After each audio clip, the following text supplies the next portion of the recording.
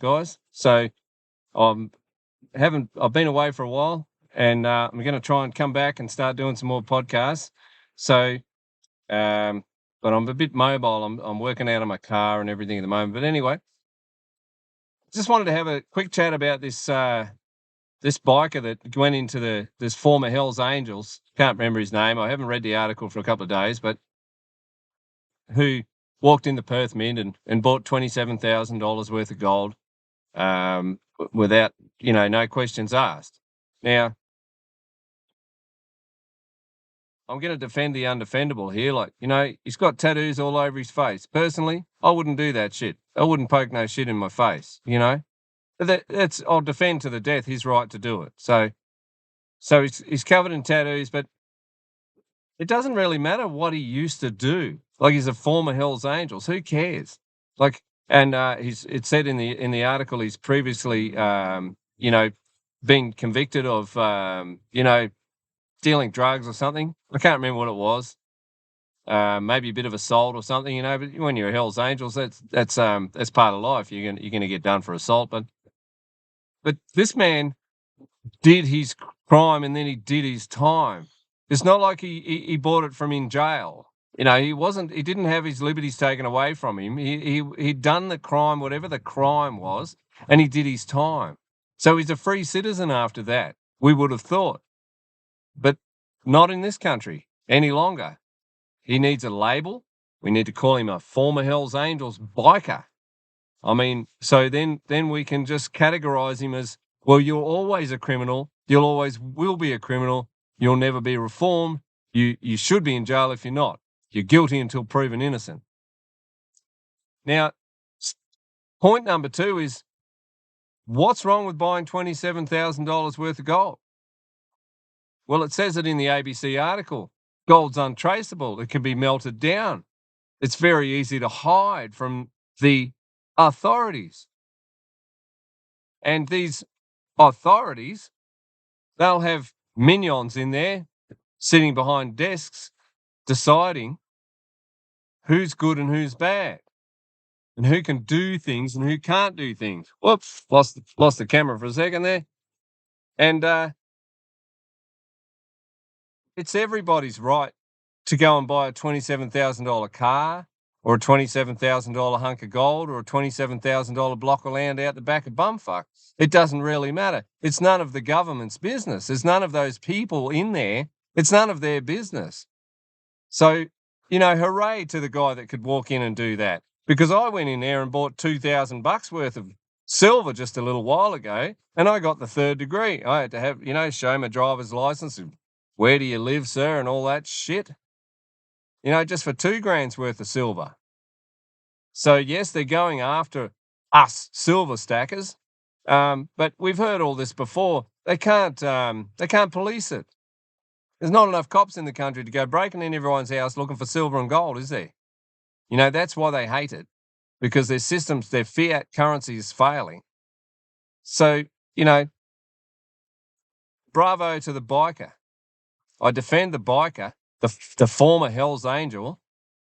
He's a free citizen. He's walking around. He's not been convicted of anything lately. He's not in trouble with the law. He's a free citizen.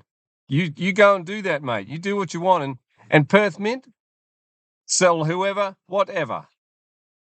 If you're in the business of selling gold and silver, and that's against your own government who owns you, priorities, then, you need to privatize yourself, get a bunch of you together and buy the damn thing. Because, on one hand, the government's saying this man shouldn't have been allowed to do this. And on the other hand, they own what should be in the hands of private enterprise, a business selling metal. That's all they're doing. And you can have all the checks and balances in the world against the average person to make it hard for them to buy what you don't deem they should own much of. But you won't have checks and balances against yourself, Mr. Government. See, the government is not Father Christmas. The government is not the devil. The government is a bunch of bureaucrats. someone in an office somewhere is centrally planning how things should be. This always ends in disaster.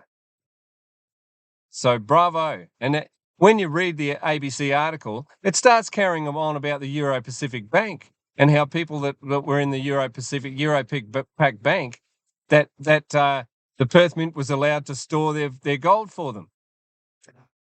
And what it sort of worked its way around the edge of and didn't, the Euro Pac Bank was so stringent. Now, I used to be a customer of the Euro Pac Bank, and their compliance was so stringent that I just asked for my money back. I gave up. That they wouldn't let anyone in the door that wasn't, passing the know your customer rules, which are, unjust and an invasion of privacy. We don't go and look into all these bureaucrats' bank accounts and say, well, where did you get the money from? Oh, you stole it from the taxpayer? Oh, no, you didn't. You borrowed it in the name of, and put the taxpayer on the hook to pay the interest. Well, maybe you should be locked up for that, for theft, for living off, the production of others. So no wonder they're running scared that people can walk in and buy a bit of gold and take their wealth outside of that fiat currency system and that banking system.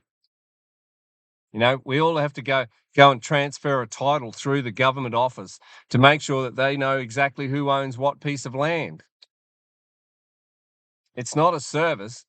In fact, when you buy a title, the piece of paper, you can take possession of the land. You can buy the neighbour's property and do a handshake deal and pay him in gold if you like. But if you want your name on that title, it's got to go through a government office. And that's not a service. You have to pay for it, but you don't get any service for it. You just get a piece of paper to say, we own you, and now our local council can charge you rent on your own land. So here. Let's see the Perth Mint let everybody in to buy their $1 million worth of gold and walk out, and no questions asked. It's none of their business where you got the money. It's so what if you stole it? You're in the business of selling metal. That's it.